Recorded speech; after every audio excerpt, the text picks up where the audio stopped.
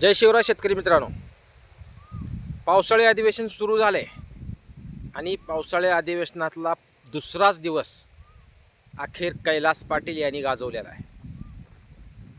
जे सवाल, जे प्रश्न या सरकारला विचारण्याची गरज होती, ते प्रश्न आणि सवाल आज कैलास पाटील यांनी विधानसभेमध्ये अख्खं वातावरण गाजवून सोडलं. पावसाळी अधिवेशन सुरू झाले, धान बोनस नाही, पीक विमा नाही, खूप शेतकऱ्यांचं अनुदान नाही, ठिबकची बिलं नाहीत, त्याचबरोबर चालू असलेली कर्जमाफीमध्ये नियम अटी निकष लावले गेलेत. या सर्व गोष्टीवर या विधानसभेत जर चर्चा झाली तर हे प्रश्न मार्गी लागू शकतात. जर चर्चाच नाही झाली तर हे प्रश्न असेच पडू शकतात. ज्या पद्धतीनं आज कैलास पाटील यांनी जे सरकारला खडे बोल सुनावलेले आहेत, जे प्रश्न विचारलेले आहेत, अशा प्रत्येक तालुक्यातील आमदारांनी असे प्रश्न जर उभे केले, वस्तुस्थिती आहे, जी वस्तुस्थिती आहे ती मांडण्याचा प्रकार कैलास पाटील यांनी केलेला आहे. कारण शेतकऱ्याच्या बाबतीत बोलायचं म्हटलं तर सगळे शांत आहेत, परंतु आज कैलास पाटलानं शेतकऱ्यांच्या बाबतीत खूप चांगली बाईट दिली.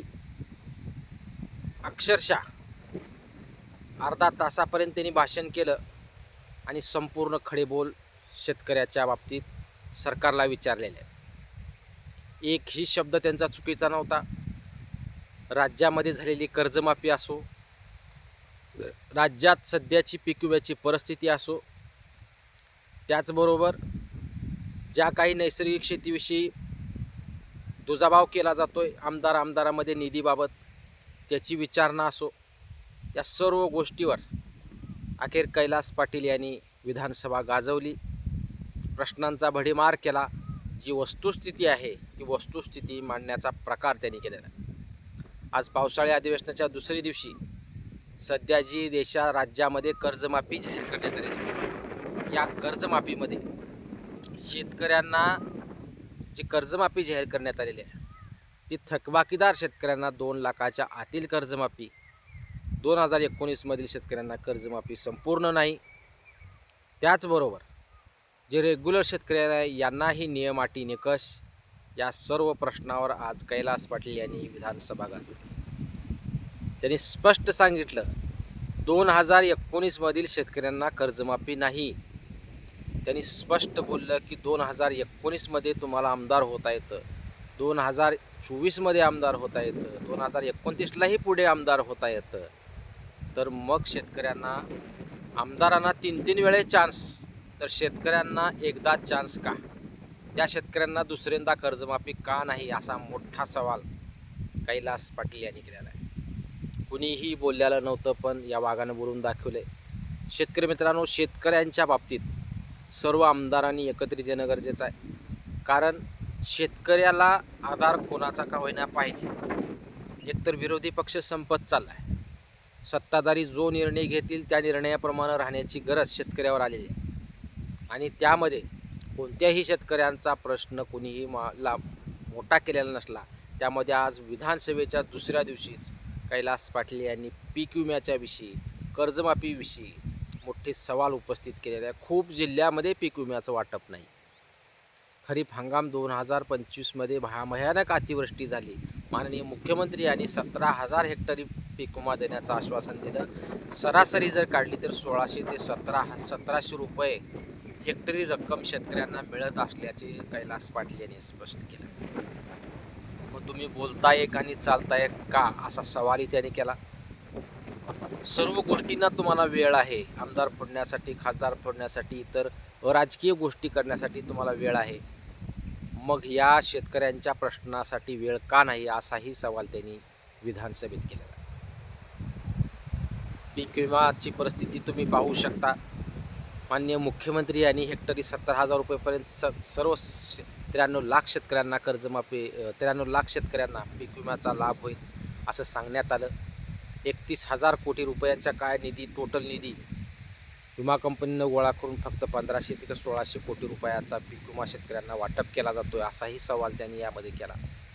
त्यामुळे फक्त पीक विमा धार्जनी, सरकार धार्जनी हा पीक विमा आहे का, असाही सवाल त्यांनी उपस्थित केला. मुख्य म्हणजे पीक विम्यातील ट्रिगर हटवल्यामुळे शेतकऱ्याचं नुकसान किती झाले हेही त्यांनी स्पष्ट केलं. कारण जर ट्रिगर राहिले असतं तर मिड टर्मच्या माध्यमातून शेतकऱ्यांना दिलासा मिळाला असता.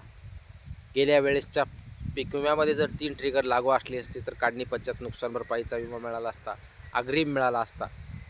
जास्तीत जास्त नुकसान झाल्यामुळे शेतकऱ्यांना एक चांगली रक्कम शेतकऱ्यांच्या खात्यामध्ये पडणार असल्याचे सूतोवाच त्यांनी केले. चालू खरीप हंगामामध्ये तर तुम्ही ट्रिगर लागू करण्याची विनंती सर्वसाधारण करायला हवी होती अशी त्यांनी मागणी केली. ट्रिगर लागू करण्याची इच्छा माननीय कृषी मंत्र्याची आहे, परंतु त्यांचं चालतच नाही असाही सवाल त्यांनी उपस्थित केला. महत्त्वाच्या मुद्द्यावर कैलास पाटीलने एकट्याने आज आवाज उठलेला असला तर या विषयावर सर्वच आमदारांनी एकत्रित येणं गरजेचं आहे आणि हा प्रश्न मिटवणं गरजेचं आहे. रोहित पाटील तुपकर यांना जे आश्वासन देण्यात आलं त्या आश्वासनाची पूर्ती 22 तारखेला केली जाणार असल्याची संकेत देण्यात आले. 22 तारीख ही होऊन गेली. माननीय रोहित पवार आता नवीन आंदोलनाच्या तयारीत आहेत. म्हणजे बोलाचाच भात आणि बोलाचीच कडी अशी परिस्थिती सध्या शेतकऱ्याच्या बाबतीत निर्माण झाली. आणि हेच सवाल विधानसभेमध्ये कैलास पाटील यांनी विचारले.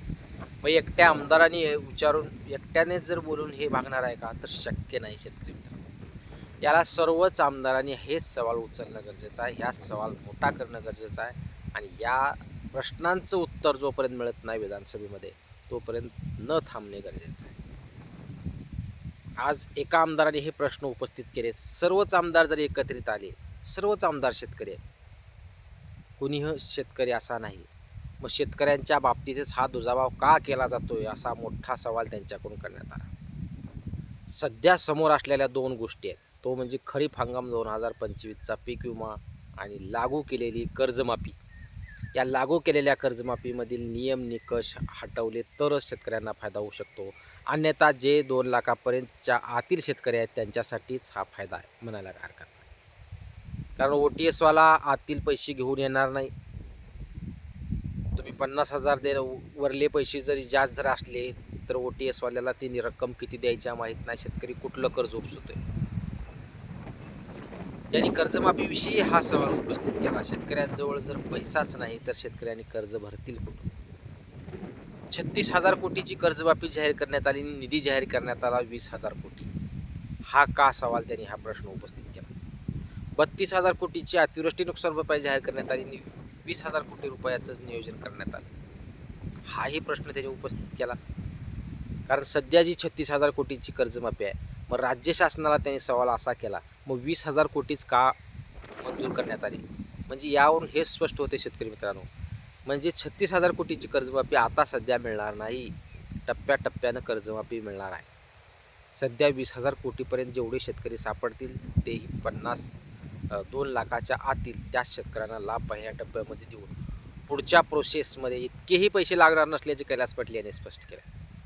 20,000 कोटीही पार होणार नाहीत असं त्यांची मागणी आहे. त्यामुळं जे काय चाललंय, जे काय घडतंय हे पूर्णपणे चुकीचं घडतंय असं त्यांचं म्हणणं आहे आणि यावर राज्य शासनानं योग्य तो निर्णय घेणं गरजेचं आहे. पीक विमा असो, अनुदान असो, अतिवृष्टी अनुदान असो, त्याचबरोबर कर्जमाफी असो, या प्रश्नाबाबत राज्य शासनानं पॅनिक होणं गरजेचं आहे आणि शेतकऱ्यांना दिलासा देण्याचं गरजेचं आहे. कारण शेतकरी हा याला आधार कोणाचा नाही, तो आधार फक्त शासनाचाच आधार मिळू शकतो. आज यावर्षी जे आलेलोचं सावट आहे त्यामुळे यावर्षी पेरणीही काही भागामध्ये होणार नाही. त्यासाठी तुम्ही काय नियोजन केलेत असाही सवाल त्यांनी उपस्थित केलेला आहे. शेतकरी मित्रांनो, असेच सवाल प्रत्येक विधानसभेतील आमदारांनी सरकारला विचारणं गरजेचं आहे, तरच शेतकऱ्यांना धीर आणि आधार मिळू शकतो. अन्यथा शेतकरी एकाएकी पडला. एक तर आसमानाने धोका दिला, आता सुलतानांनी जरी धोका दिला तर शेतकरी संपून जाऊ शकतो अशी परिस्थिती सध्या निर्माण झाली आहे. आणि या सर्व गोंधळामध्ये ज्या प्रश्नांची उकल राज्य शासनापुढे करणं गरजेचं होतं ती उकल आज विधानसभेचे आमदार कैलास पाटील यांनी केलेली आहे. त्यामुळं सर्व शेतकऱ्यांचं, शेतकरी नेत्यांच्या, शेतकऱ्याच्या मनातील ज्या पोटातील ज्या गोष्टी होत्या त्या संपूर्ण आज कैलास पाटील यांनी विधानसभेत मांडलेल्या आहेत. त्यामुळे निश्चित या सर्व प्रश्नांची दखल राज्य शासनाकडून घेणं गरजेचं आहे आणि शेतकऱ्याला एक चांगला दिलासा देणं गरजेचं आहे. तरच शेतकऱ्यांना एक आधार मिळू शकतो. येणाऱ्या या विधानसभेच्या कार्यकाळामध्ये सर्व विधानसभेतील आमदार असो, विधान परिषदेतील आमदार असो, असे सवाल उपस्थित करून सरकारकडून ज्या मागण्या प्रलंबित आहेत त्या मागण्या पूर्ण करणं गरजेचं आहे. कर्जमाफीतल्या अटी निकष नियम कमी करणं गरजेचं आहे. पीक विमा ज्या ज्या जिल्ह्यामध्ये जमा झाला नाही त्या शेतकऱ्यातले पीक विमा मिळवून घेणं गरजेचं आहे.